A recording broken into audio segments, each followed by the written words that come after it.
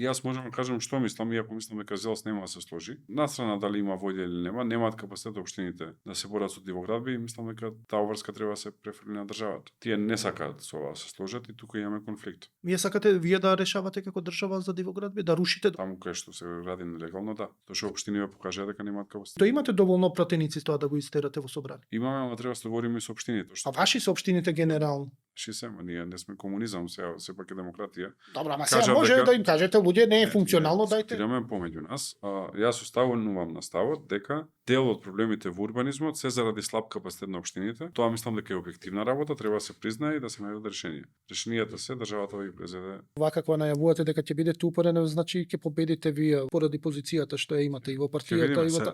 Добро,